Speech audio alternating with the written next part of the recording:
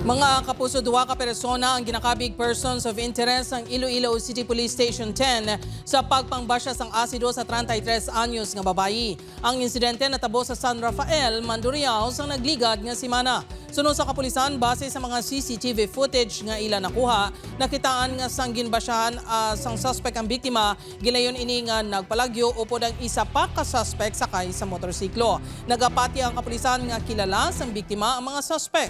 Ginpadulungan sa news team ang establishmento nga ginatudlo may CCTV video apang nagpamaliban ini nga maghatag sang pahayag. Una nga ginkabig nga person of interest ang anay kahagugma sang biktima. Apang sunod sa Kapulisan, nagpakigaangot sa ila ang mga persona kagin panginwala nga may kahilabtanan ini sa insidente. Nagapabilin sa ospital ang biktima. Gapati kami nga kilala niya ining nag-commit sang crime or nasa likod sang sining crime nga ginubragan sa iya.